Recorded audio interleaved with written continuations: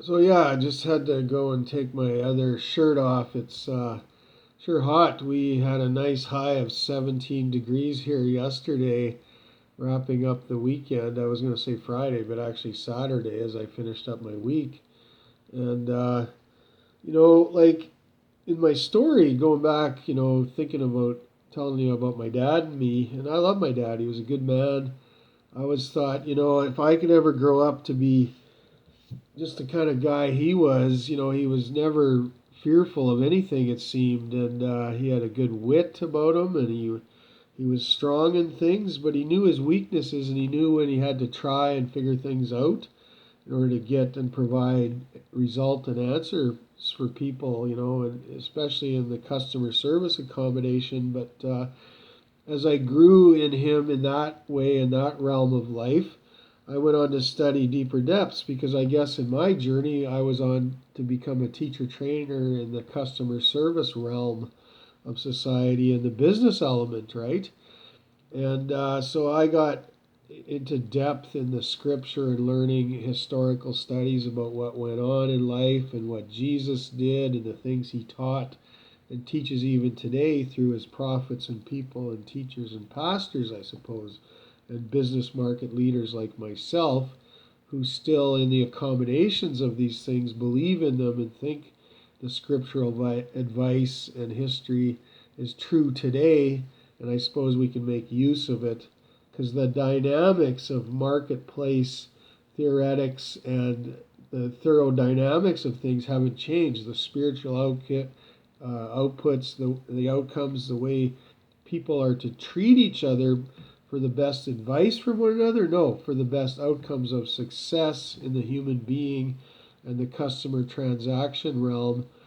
And I see many of you people doing this in the marketplace, doing it well, I suppose. And, like I've always said, um, well, I mean, you've heard me say, I should say, treating people and how you do it is important.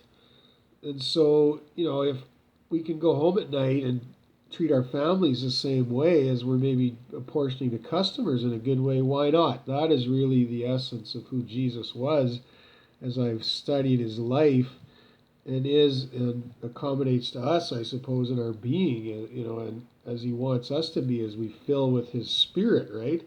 And try to dwell it outward from us to other people in society and whatnot. So, in my dad and me's later part of, well, no, it's probably maybe halfway, 2/3 of the way through our midstream of our life, when I knew him, in my upbringing and then as an adult man, and I got into more of this study and accommodating that in my life, I suppose, to be a better purported person, not only, but to go on and advance in my leg of the journey and career. So I wanted to know, what he knew in that realm, and I wanted to call him to a task on it, not really, but I wanted to find out.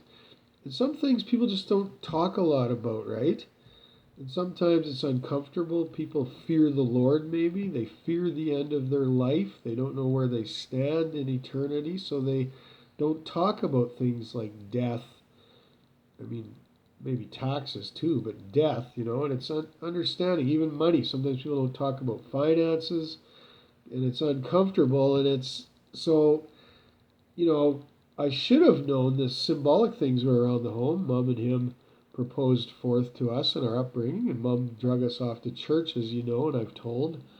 But people don't just make. I mean, mothers and house and people. The lady of the house doesn't just make the decision. I mean, it was a marriage. It was a joint thing. So those things were all hanging around the home because Dad accommodated that opinion too. Like he believed in it as well. But I guess when I went back to that one moment where I felt, I wonder what he believes, because he said that to his buddy, and it was kind of in wrongdoing, in my opinion, as a young lad, even as a teenager. And sometimes maybe he was angry at God in his life for part of it. Some people are at times because of what happens. Well, God has big shoulders. He can take a lot, eh? He's bigger than your wise attitude when you think you're cock smart, smarter than everybody in the marketplace, I suppose. He's bigger than your outcomes in life. He's bigger than the credit you give him or not. And he's definitely bigger than any bitterness you might hold in your bad attitude towards him for things that he did not afford to happen. He's the controller and the master of the universe, but he lets it play out in our own free choice. If we don't have free choice, what do we have? That envelops and is an end result in our eternity too, in that next step from human life into eternity. But what would we have in life if we were just robots and didn't have free will and choice? How boring would that be? Life would not be natural at all. It would be unnormal. And so, he may have been mad. I don't know, because his own dad died when he was a teenager. I think he was about 14. So there's a man my dad did quite well, honestly, for a guy that grew up without a dad for half of his upbringing and life. And then went on into life, and he modeled life after some other men. He had good friends like myself, where I had a lot of friends. Not only do I have younger friends than me that are anywhere from whatever age, teenagers right up to 20s and stuff, I suppose, but I have good friends, and I always have, that were 10, 15, and 20 years older than me. It's good to accommodate life that way.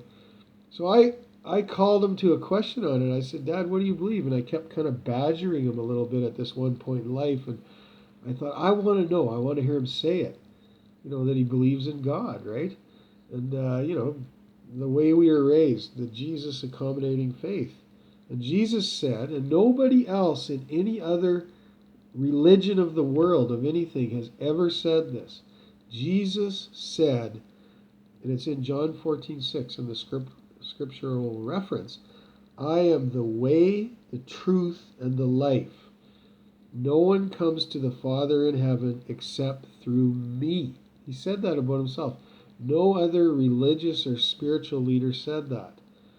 Now, many have claimed to be prophets of God and things, and I did explore some of the other religions in my wayward journey of life, as I didn't really I wandered off the Christian path a little bit at times, like we're human, right? Who's lived a perfect life? Nobody. And Jesus was perfect. He was the only perfect human being, and he claimed to be God also. Well, whether anybody else claimed that or not, nobody else said they were the one true doorway except him. Nobody. Nobody. Not Muhammad, Allah, any other spiritual leader, anybody like whoever, Buddha, I suppose, anybody, Mahatma Gandhi, none of them. Now, yes, there were good things attributed to all the other world religions, but Christian is the only faith, and I've told you this before, where the exchange, his righteousness for our sin and all that, and we got the cloud of heaven and the eternity waiting for us in the new kingdom, the new world, the new heaven and earth. We live in a spiritual kingdom right now by our belief. As Christians, I suppose, we live in a spiritual kingdom. It's all around us, protected by the arm of God. And so my dad, he wouldn't really tell me, but I saw his side of him where through his dealings with people and then just even at home tending to the garden, and there was a side to him that I thought, I'd just like to hear him say it, eh? So one day we went out swimming after building and repairing on our cottage at the lake, and it was a shallow lake, and we were out probably a half a mile to get up neck deep. Hot day, just went out to cool off at the end of the day, right? And so out there I asked him, Dad, what do you believe? I just want to know. And I was already deepening my study at this point, as you know, and as soon as I asked that question, immediately the swim was over. We were on our way back in from the lake. He basically said, Bernie, just, don't ask me this anymore. I have my own way of believing. And that's what he said. And that was enough for me, because I saw it all around him. And it's really, on the last day, that's what we're going to be asked by the Lord, is not only our belief in our heart, but how, that will show up by how we express it in life.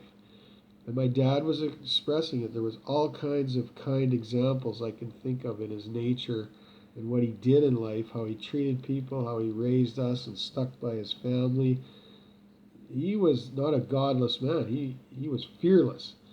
And that'll be forevermore into eternity. I know He's there waiting on me up there in that day, golfing out the back nine in heaven, so to speak. You know, there's other ways when you look at the actual words of those last day questions, right? You're thinking about, well, how do I attribute that to me? Have I ever given the thirsty a drink? Well, have you ever handed anybody a cup of water when they need it? That's the literal sense of the word. But little things expressing kindness too. Like I noticed over at Archie's Cafe there in shop, the A&W, they got a sign on the wall at the drive-through. Like most of these places through COVID have been locked. You can't even get into their premises to use the washroom other than the odd gas station, right? Well, it's not a big deal for us when we zip over a few blocks and have something to eat. We're not supposed to be traveling anyhow, really, right? We're supposed to be all locking down, staying close to home. But the essentials have been going for these past 2-3 months, and they got a sign on there that says, Class 1A truck driver. If you have a Class 1A license, we'll let you in to use our washroom. So in other words, they're doing a very kind gesture when the thirsty need a drink, so to speak, being kind to travelers and strangers, the truck drivers of our society. They show their license at the door, I suppose, and they let them in to use the washroom. But they're trying to keep COVID down. And so those little things they will be noticed. That's what I say right now. So you think about your life when you analyze those questions and just think, in spite of the literal terms of that, am I feeding the hungry, giving the thirsty a drink? What am I doing to actually show that kind of love, that kindness to people? So go with that from there. That's my story about my dad and I. And what I guess I realized, we're always learning through our journeys of life. And I'm sharing a bit of my personal self with you. And I hope you can see that that's helpful somehow. Otherwise, like I have no reason to want to share except that it might somehow help you in my teaching and stuff of my company. But here on this blessed Sunday, so it's not like I'm just nerving it up for some reason, right? I would rather probably not even tell anybody anything about myself, to be honest with you. But I am, so hopefully it will somehow, you know, be something for you that's, in a way that's gonna be, well, I guess if no other reason, maybe I'm fulfilling the answers to those last questions. But whatever. I've been kind of focused on just what do I need to do to express my company in the world to equate a business success. And I came to the attitude, well, why don't I hold a special edition Sunday? It's kind of like I'm being invited to somebody's church as a guest speaker in a way, right? And I may never do it again. The great millionaire Peter Daniels, billionaire from Australia, has sort of a rule, where he only speaks at one church per lifetime because he's a billionaire and everybody wants to talk to him and find out what he has to say about the realm of the spiritual principles of Christianity in his being and his business model. And I'm like that, I guess, in my own attitude of my rule of thumb. And I guess, here I am raising up my eternity and my wealth and my entrepreneurism. So you may never see me again doing this, whether it's even at your church or wherever. I might not even come. And some places, honestly, I probably would never speak. I mean, you'd have to be doing it right and worthwhile that I'd want to even show my face. And otherwise you may just hear it on here and hopefully it does you good. But measure those things, and what that does, if you look at those and you kind of put your own worth on the line, how am I kind of living it out? Then you become less fearful. You become more fearless because you see there's nothing to fear on the last day when we move from the last day of this life, judgment, and then going to our eternity. You have this new confidence, and that's good, and that's just always a good thing. So, go with that. Tonight I'm going to be speaking on a topic called, this was Special Edition Sunday. Tonight it will be, this was Sunday edition. Tonight I'm going to be speaking on Special Edition. So join for that. And,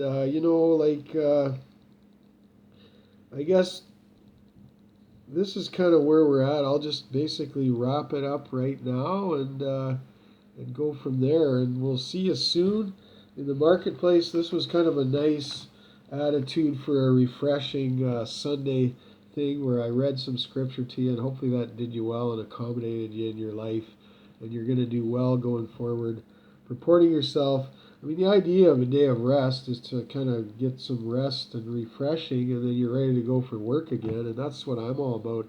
I enjoy these days off when I have some peace and quiet around here in my neighborhood with my neighbors and me, and ready to go on Monday, zipping out, rezooped, strong again, and going and doing that fun thing we called work and the ever of it all here. So have a good day. Go with that. Blessed and all.